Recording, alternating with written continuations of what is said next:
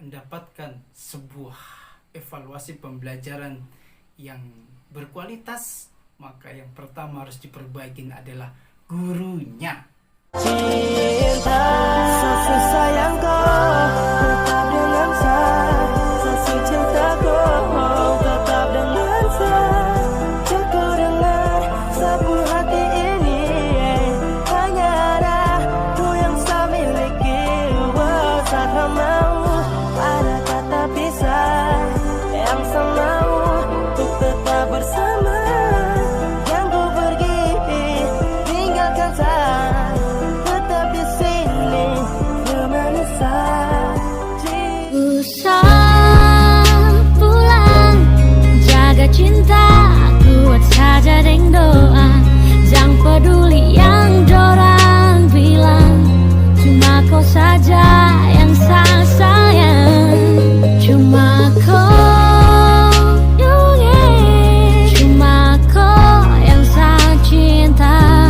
Biarpun nanti pelangi hilang, sapu cinta tak pernah. Assalamualaikum warahmatullahi wabarakatuh. Welcome back to channel DR Gus IMPD.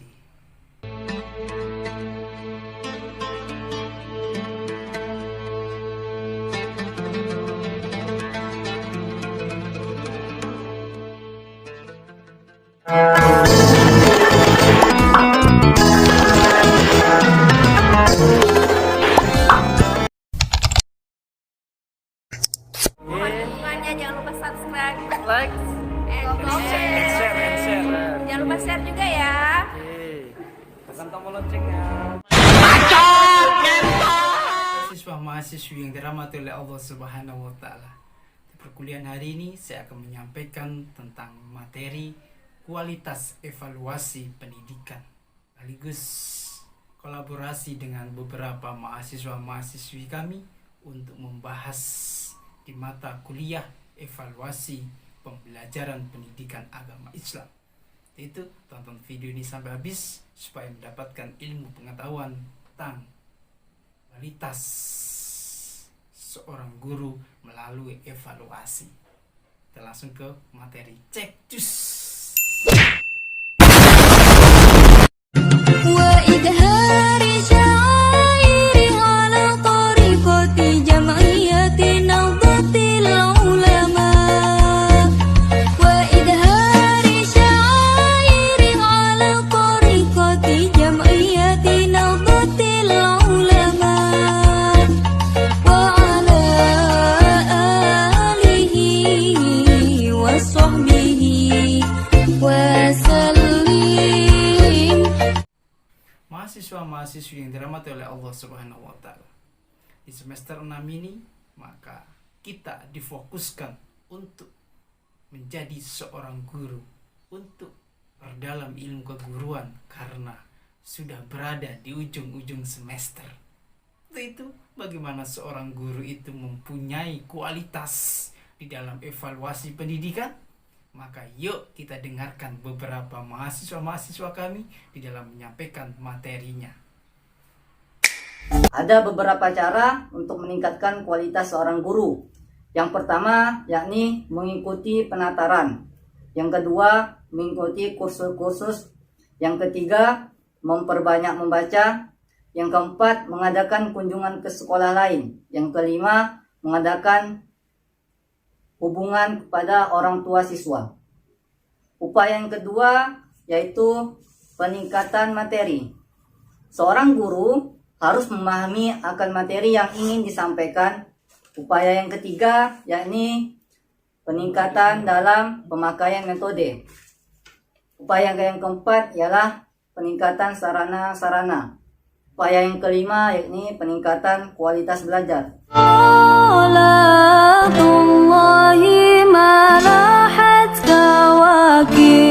Suatu organisasi atau lembaga, baik itu swasta atau negeri, dapat dikatakan lembaga terbaik jika lembaga tersebut memahami apa itu mutu.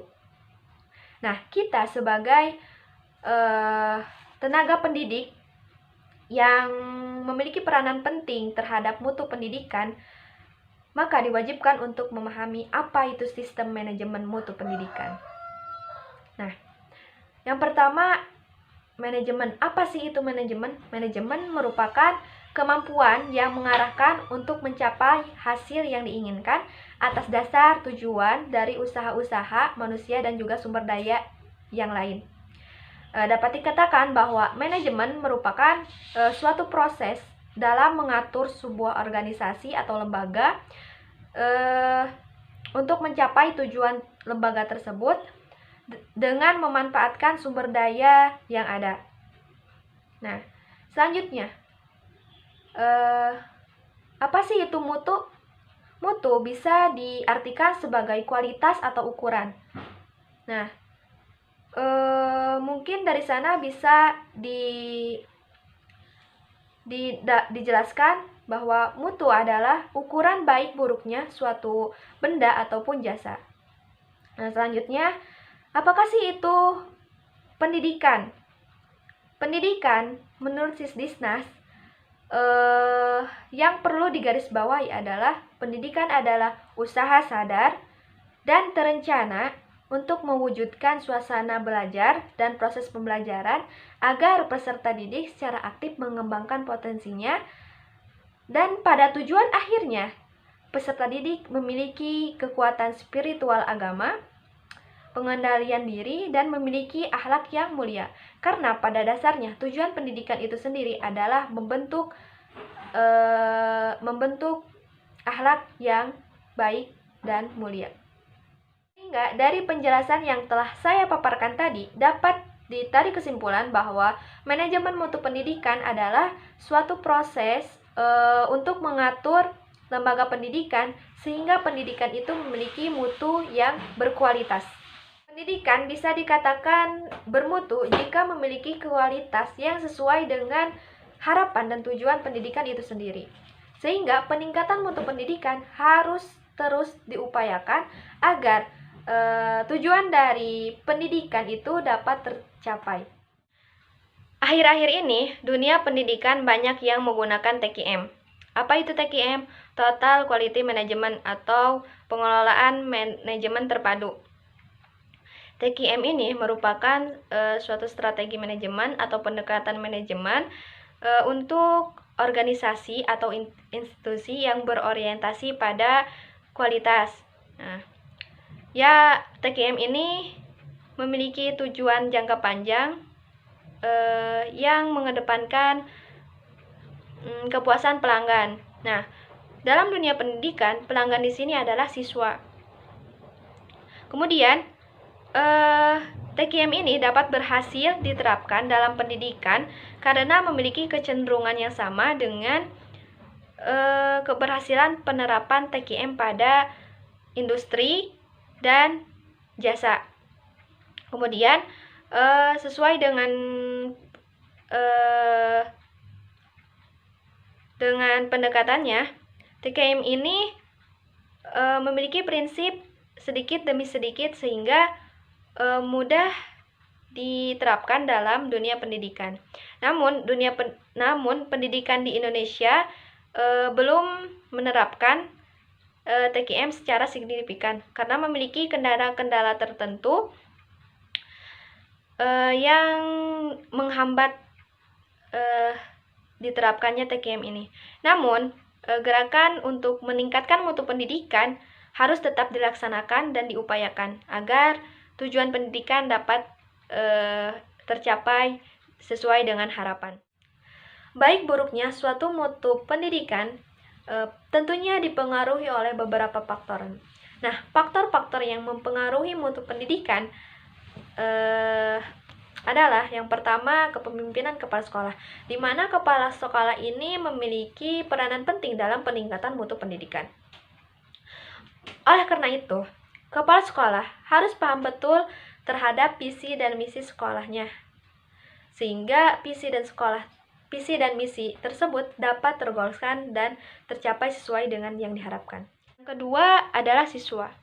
Nah, siswa ini sebagai kompetensi lulusan, di mana kompetensi lulusan mempengaruhi mutu pendidikan. Semakin baik semakin baik kompetensi lulusan, maka semakin baik juga mutu pendidikannya.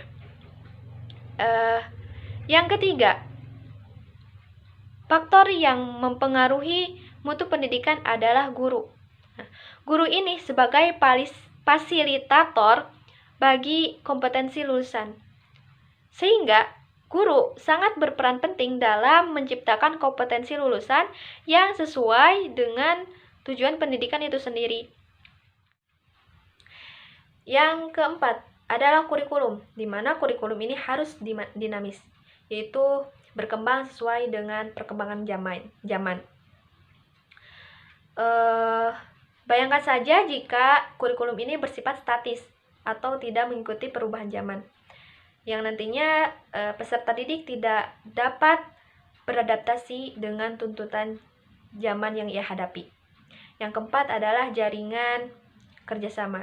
Nah, jaringan kerjasama di sini bukan hanya sekolah antar sekolah atau sekolah antar masyarakat, tetapi lebih luas dari itu, yaitu bekerjasama dengan perusahaan, di mana kita tahu bahwa SMK itu orientasinya bekerja. Nah, jika misalkan sekolah tersebut kurang bekerjasama dengan perusahaan-perusahaan, maka kompetensi lulusannya pun susah untuk mendapatkan pekerjaan. Untuk mendapatkan sebuah evaluasi pembelajaran yang berkualitas, maka yang pertama harus diperbaiki adalah gurunya. Guru harus mempunyai standar yang jelas. Artinya ada standarisasi yang sudah ditetapkan dan disepakatin. Maka seorang guru itu harus serata satu sarjana. Kenapa? Karena dia sudah dibekali beberapa ilmu. Bayangkan kalau seorang guru itu tidak dibekali beberapa ilmu, dia mengajar, apa yang terjadi?